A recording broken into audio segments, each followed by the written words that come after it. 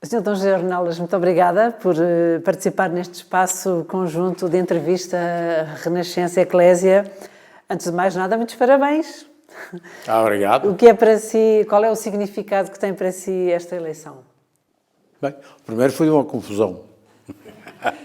Saber como é que isto agora vai ser conjugar a diocese com mais isto. Não sem dramatizar nada, mas é evidente que se trata, vai exigir ginástica e uma, Sim, agora é uma dupla responsabilidade. Boa vontade de tudo.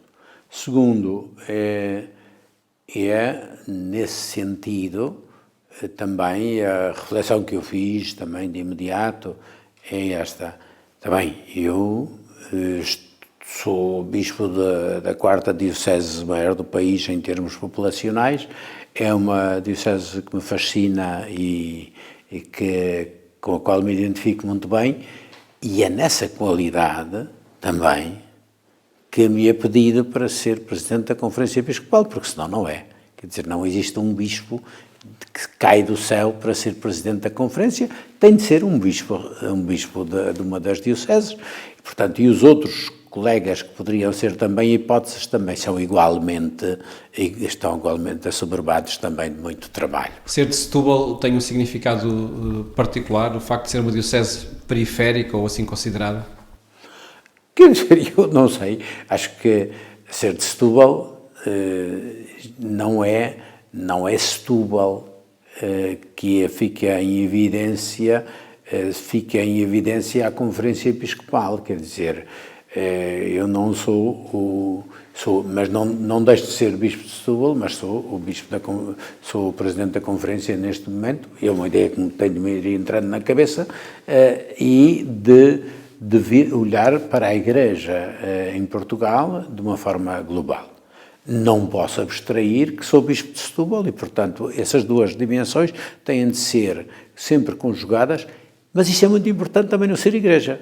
Isto é, quando eu penso em Setúbal, não posso pensar em Setúbal como se fosse a Igreja, é uma das igrejas da Igreja Universal, que é da nossa Igreja, mas ao mesmo tempo também não posso deixar de pensar que sou da Igreja de Setúbal, porque é que esta Igreja com a qual eu estou identificado.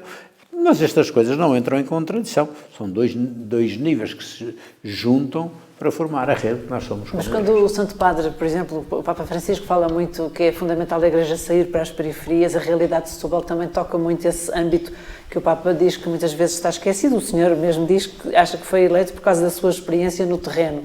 Isso também é uma mais-valia agora para o país todo? Não, cada um chega à Igreja. Veja, a Igreja é sempre assim. Nós temos desde o início 4 evangelhos, que são 4 leituras de Jesus, e que são o mesmo Jesus, mas que 4 modos de viver a Igreja se foram identificando e ressaltando determinados. Quer dizer, é como na orquestra, a Igreja é como uma orquestra que tem vários instrumentos e todos juntos formam essa orquestra, fazendo músicas complementares para a melodia final. A Igreja tem de ser sempre assim. Cada um junta a sua experiência eclesial àquilo que a Igreja toda anuncia.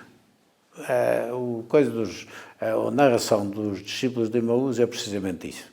Diz, eles descobriram Jesus a partir do pão, voltaram e devia-se dizer, chegaram lá e contaram à comunidade. Não, primeiro chegaram lá e ouviram a comunidade anunciar, o Senhor ressuscitou e apareceu a Pedro. Esta é a Igreja que ele diz. E depois também eles contaram à comunidade como tinham reconhecido. Cada um que acredita, cada pessoa que acredita, junta, está fazendo crescer a Igreja. Cada bispo que interpreta e vive na sua realidade eclesial a realidade da sua igreja diocesana está contribuindo para a Igreja que nós somos todos juntos. O Papa Francisco vai tentando delinear o perfil da Igreja como sendo marcadamente laical e também sinodal. Fixemos-nos agora nesta dimensão da sinodalidade da Igreja. Qual será o papel das conferências episcopais nessa afirmação da sinodalidade da Igreja, do trabalhar em conjunto? Bem, acho que uma realidade sempre foi da nossa Igreja.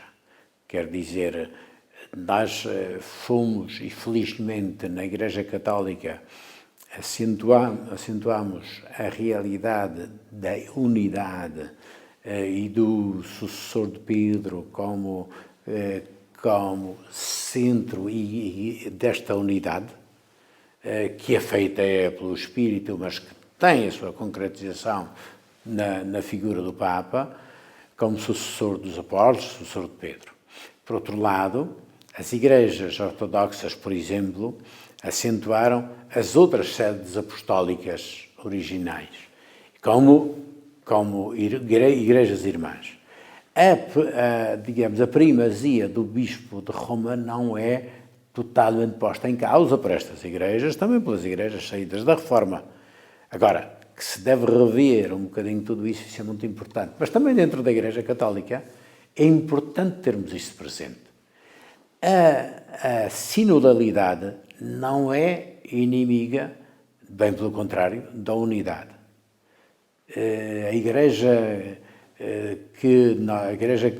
A catolicidade da Igreja tem de ser vivida dentro de cada uma das igrejas particulares, mas, ao mesmo tempo, nós temos de fazer caminho em conjunto. As conferências episcopais são, para isso, um instrumento muito importante, saído particularmente do Vaticano II, mas que estão na história da Igreja refletidas desde o início. Isto é, nós de entendermos que em cada realidade onde se encontra a Igreja constitui uma unidade que se liga com a pluralidade e com a universalidade da Igreja. Ainda aquele aspecto que eu referi também da dimensão laical nesta dimensão laical, quer dizer, a primeira coisa da dimensão laical é esta: nós somos todos gente que, pelo batismo, somos filhos e filhas do Espírito de Deus. E o Espírito dá os seus dons a todos e a cada um para, diz Paulo, para o bem de todos e para colaborarem na construção da Igreja e na construção do mundo. O primeiro papel da autoridade não é de ser dominador de leões, é ser criador de leões. E depois de inserir na totalidade da Igreja, inserir os dons que o Espírito vai dando. Isto é a única forma de fazer uma Igreja viva. Todos. Agora, não nos esqueçamos que a Igreja não é simplesmente também, isto não é uma questão simplesmente laical, não. A Igreja funciona com todos os seus carismas, todos os seus ministérios, e o Ministério da Autoridade não é incompatível com a sinodalidade, bem pelo contrário. A autoridade, o exercício da autoridade dentro da Igreja está ao serviço da comunhão e da unidade. E de supervisionar, é por isso que o bispo episcopos significa aquele que supervisiona, para que não falte a ninguém aquilo que é preciso. Para que ninguém fique para trás, porque quando o Papa diz que o bispo deve ir às vezes atrás, outras vezes no meio, outras vezes à frente, é precisamente isso que ele quer dizer. É aquele que supervisiona, para que a ninguém falte e que ninguém fique esquecido também no contributo que pode dar à vida da Igreja. Isso é o que eu chamo de sinodalidade, fazer caminho em conjunto. No fundo, a sua experiência missionária de tantos anos e o seu coração que bate ainda hoje pelas missões ajuda a essa consolidação da experiência sinodal. O seu percurso. Quer dizer, no terreno. É verdade que sim, mas é verdade também aqui. Quer dizer, o que é que, quando nós temos uma Igreja muito parada e institucionalizada e acomodada, é uma Igreja também onde facilmente a estruturação, o esquema, ganha maior preponderância. Quando nós temos uma Igreja que vive fazendo-se, portanto, caminhando, é uma Igreja que tem de ir sempre inventando, até porque não tem os meios necessários para fazer estas estruturas. E por isso, essa Igreja, a Igreja missionária é, por natureza, uma Igreja que tem de ser constantemente criativa, porque tem de se adaptar a novos meios, a novas culturas, a novas línguas, criar o que ainda não estava criado. Por exemplo, todos nós, esta pandemia veio dizer-nos que se nós simplesmente nos fixarmos naquilo que temos, na bondade que é e na necessidade de termos locais de reunião e de encontro, etc. Mas se nos fizermos só disto, nós, durante a pandemia, verificámos que isto não respondia à situação. Fomos criando outras coisas. Nós, nas missões, fomos criando o quê? Fomos criando coisas que não existiam aqui também, em termos, digamos, de uma organização hierárquica, por assim dizer. Fomos criando os catequistas, fomos criando os ministérios dentro das comunidades de base, fomos criando reuniões de várias comunidades. Então, o mais importante é o quê? É uma experiência de fé que depois é criativa em função do contexto? É o Espírito. A Igreja, quando a Igreja se deixa mover pelo Espírito, não deixa de ser uma igreja missionária. E também para nós aqui, porque isso não é quando se fala de espírito missionário, nós aqui pensamos sempre naquelas que partem um chapéu colonial na cabeça, umas barbas brancas e essas coisas. Não, a igreja tem de ser missionária em todo o lado. E a secularização também e a mudança nos nossos territórios vem-nos dizer, para quem ainda não se convenceu, que não vivemos em cristandade. Nós não somos um país, digamos, cristão. Nós... Não? Não, nós não somos um país cristão neste sentido que temos a nossa igreja que determina onde tudo conflui para a igreja. As estatísticas enganam, portanto, porque muita gente a maioria considera-se não, muito cristão. Bem, mas isso não quer dizer, as estruturas do país a maneira de fazer não é um país cristão no sentido de que é a igreja que determina as coisas.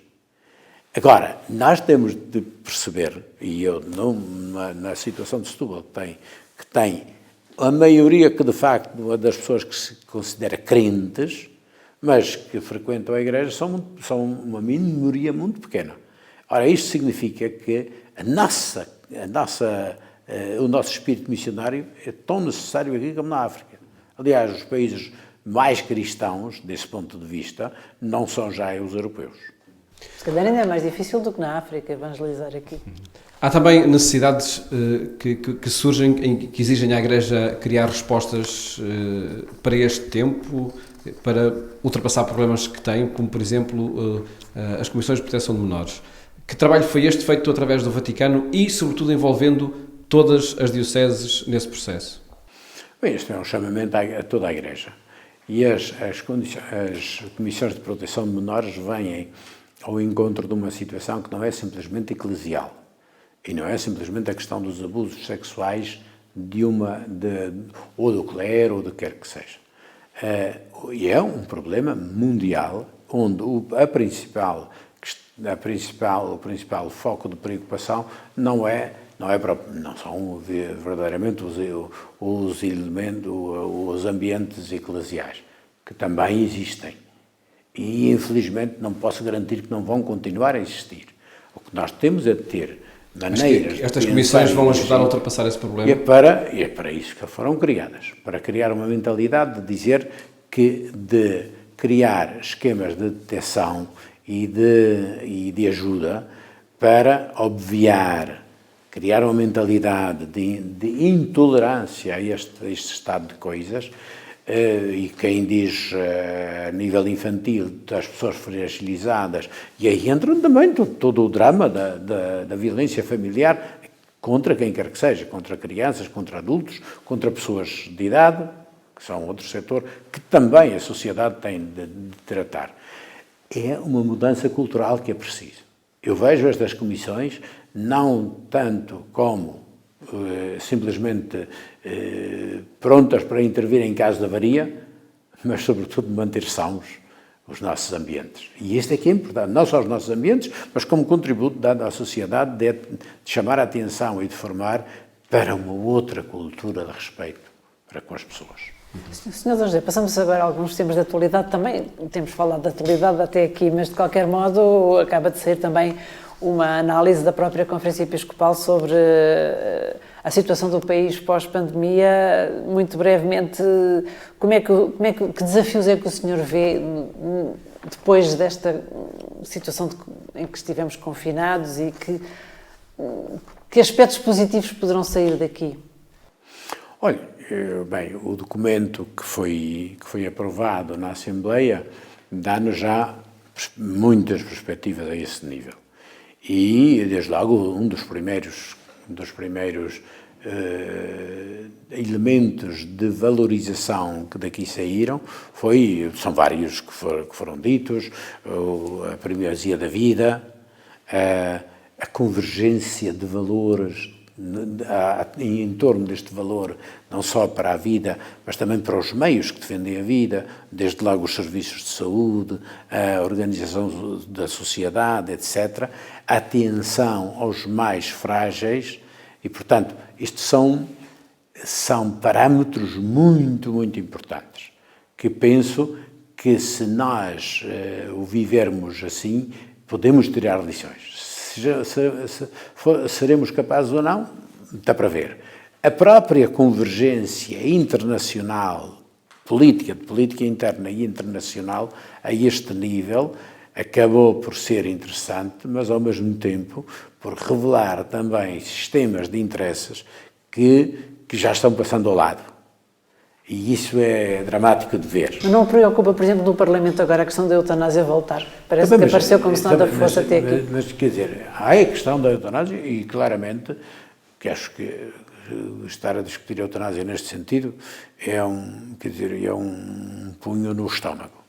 Mas, e em contramão, tudo aquilo que se veio a dizer aqui, e que onde, precisamente, se deve enquadrar também a questão dos cuidados paliativos. Falámos dos lares e de tudo o resto, quer dizer, que sentido faz? Quer dizer, então, a gente está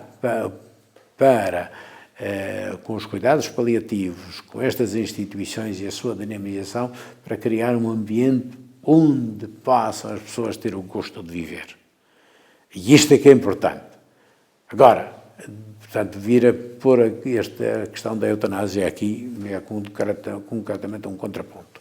Agora, mas há outras coisas, outros valores que estão a sair daqui e que são importantes também. Olha, dos outros temas importantes que tem, a nível da política internacional, mas que tem muito a ver com o nosso país, que é precisamente a questão da União Europeia. Quer dizer, pela primeira vez, dá a impressão, vamos ver se vai realmente para a frente, em que a União Europeia aparece realmente com uma capacidade de intervenção para dizer que ninguém fica para trás. Mas isto é uma medida inteligente, não é simplesmente uma questão de bondade e de solidariedade. É uma questão de inteligência económica, social e política. Porque senão, para que é que eu preciso de uma União Europeia, se na altura em que serve só, pois então fica só para os mais potentes, porque na altura em que eu estiver mais fragilizado, se sou deixado de lado, adeus. Para que é que me serve a União Europeia? Agora, é uma União Europeia que realmente conta, e sobre a qual podemos contar, e que vai contar no mundo, precisamente por isso, pela sua capacidade de humanização e de solução dos problemas das pessoas, e não simplesmente como afirmação deste ou daquele protagonista. Isto acho que é muito importante, seria um passo formidável no mundo. Isso não evita que esta pandemia tenha colocado ao descoberto bolsas de pobreza, bairros mais problemáticos, pessoas mais fragilizadas? Sim, que acontecem por essa Europa fora. Quer dizer, os níveis de pobreza podem ser diferentes, mas a sua acuidade e a sua dramaticidade existem em todos os países. Agora, o modelo europeu, quer dizer, é o seguinte: não pode ser. Nós temos de criar condições mínimas de dignidade para todos. Sem o tal vírus do egoísmo que o senhor falava. Exatamente. Isso é muito pior do que tudo. Quer dizer, se a gente não é capaz de fazer isto, pois as consequências vão ser dramáticas para todos. Mas não é só, veja, muito antes disto, os fenómenos, como dos coletes amarelos em França, como das revoltas nos bairros periféricos de Bruxelas e companhia da Bélgica, e por aí abaixo, os nossos protestos aqui também com discriminações, etc. Isto significa que terá sempre um mundo a refazer-se. São sinais, são sintomas Mas de são doença. sinais, são sintomas de uma doença que não está curada e cujas consequências depois, veja que os coletes amarelos paralisaram a França, com muita manipulação à mistura, mas revelam também um mal-estar que é preciso atender. E o que é que revelam as manifestações de violência e manifestações antirracistas que têm marcado a sociedade em todo o mundo também? Revelam que realmente, primeiro, positivamente revelam, e não é só da parte das pessoas discriminadas, neste caso nos Estados Unidos, os negros e de outras origens e etnias que não são a dominante, mas, e significa drama, mas ao mesmo tempo significa uma consciência à qual se juntaram muitos de todas as raças e etnias para dizer não pode ser, basta. Quer dizer, não se pode viver assim. Mas estas coisas, veja o que é que significa a exclusão política da África. Por exemplo, um continente, chamava-lhe o professor Adriano Moreira, estrategicamente insignificantes, tornaram-se depois da Guerra Fria. E, portanto, esquecidos. A gente quase que pode viver bem sem eles. Até que acordámos com eles a baterem-nos à porta e a entrarem desesperados até chegarem ao Mediterrâneo, arriscando tudo o que tinham e não tinham para chegar à Europa, porque não é possível viver. Os nossos estudantes, em uma ocasião, os estudantes africanos, a maioria deles, nos Camarões, eu estive lá com eles num debate e eles falavam sempre de África, o cepticismo, África, criticismo, etc, etc. E eu, a certa altura, dizia, vocês são jovens, como é que vocês deviam ser gente de criadores de esperança. Olhe para a nossa política, olhe para a nossa economia, olhe para os nossos dirigentes e a nossa sociedade, mesmo em determinados aspectos para a nossa Igreja, diga-nos onde é que estão as fontes, os motivos de esperança. É isso que a Igreja tem de ser. Tem de ser um motivo de esperança. E esperança significa também denúncia, como se está a fazer. Agora, temos de criar um mundo alternativo. E que não se faz simplesmente por contraposição, fala-se sobretudo por criar. Como foi, falar de um dos últimos desses, que é precisamente Nelson Mandela. Um homem que sofreu a discriminação, a opressão política, a repressão, até quererem liquidar-lhe a vida 20 e tal anos na prisão. Quando sai, devia ser um homem completamente amargurado e cheio de revanchismo.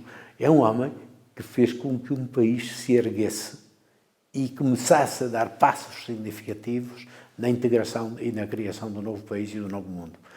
Felizmente, o mundo também está cheio de profetas deste tipo. É esses que a gente tem de fazer apelo para esta. Senhor, o nosso tempo está quase a chegar ao fim, mas o senhor é portador desta esperança porque também a experimentou e viu e conhece o mundo inteiro, praticamente, mas cá em Portugal, que está nesta, secularização, mergulhado tal como a Europa, o que é que pode tornar atrativa a fé nos dias de hoje, concretamente aos jovens? Olha, eles estão aí a dizer-nos. Quer dizer, o que é significativo na fé? A fé é uma forma de viver que me faz interpretar as coisas, primeiro, tomando como realidade o mundo em que eu vivo. Eu não vivo em mundos ideais, eu tenho de ir vivendo, e o sonho do mundo, o mundo novo, tem de, antes de mais, nascer dentro de mim, se eu quero criá-lo. Tenho de sonhá-lo. Os profetas foram gente que viu esse mundo, não o experimentou. Mas é realista, também é um sonho, ao mesmo tempo realista, não é? É um sonho realista porque vai ser a base de criação de caminhos para. Quando o Evangelho começa por dizer, mando a João Batista à frente para preparar o caminho. João Batista é o sonho desse caminho, é o início desse caminho. Por esse caminho muitos vão dar a vida, mas é importante que se faça. Agora, a Igreja vai ser sempre isto. Primeiro, ter um sonho e querer realizá-lo. Segundo, viver e ser capaz de dar a vida até por esse sonho. De empenhar aí a existência. E participar na criação deste mundo. Porque tantas vezes o que a gente não pode, o que a gente ficamos todos à espera que isto aconteça. Não, temos de fazer acontecer. E o cristão tem de ser alguém ativamente presente na criação deste mundo. Portanto, desinstalados. Cristãos, todos. Os jovens são por natureza assim. Partilhar-se, o partir do pão, que é o princípio da revolução do Evangelho, é a partilha do pão, mas o pão de todos os pães que a gente precisa para viver. Que motivação os jovens e a sociedade portuguesa no seu todo podem encontrar na realização da Jornada Mundial da Juventude para essa participação? É precisamente isto. Nós em Setúbal estamos a falar de partilha. Partilha tem missão, partilha-te na busca da tua fé, partilha-te em termos de solidariedade e de amizade e de construção, partilha-te a nível do sonho de Deus para este mundo. Portanto, o que nós queremos é que, de facto, que os nossos jovens sejam capazes, a todos os níveis dessa partilha. Mas às vezes é a contracorrente que têm que ir. Sim, tem de ser. Mas isto foi sempre a Igreja do Vaticano II,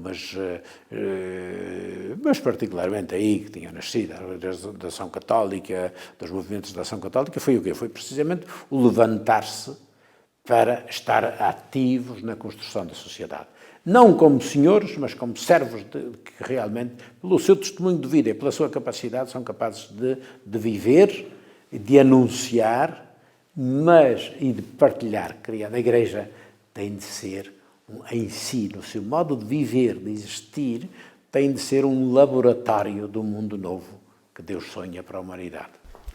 Sr. Dom José, mesmo para terminar, o senhor ainda há pouco, agora nesta conferência de imprensa, no final da Assembleia Plenária, disse que a Igreja é chamada a discernir sem saudosismos. É isso que quer também para a Igreja em Portugal, como Presidente da Conferência Episcopal? Eu gostaria que a Igreja fosse sempre uma Igreja que sabe, com gratidão e com alegria, fazer memória. Não saudosismo, memória. Memória, sim. Nós dizemos disso. Anunciamos, Senhor, anunciamos. Sempre. Fazer memória daquilo que ela é, sem medo e sem constrangimentos. Também memória... Não é presa ao passado. Mas não é uma memória saudosista e bolorenta, mas é uma memória que lhe dá força e inspiração para recriar essa memória nesta época complexa onde nós vivemos, recriar a memória de Cristo ressuscitado, do Espírito que vai à nossa frente e que nos dá força para construirmos esta Igreja. E para fazermos participar na construção desse mundo novo. Muito obrigada, Sr. Dom José. Muito obrigado. Obrigada. Muito obrigado a vocês.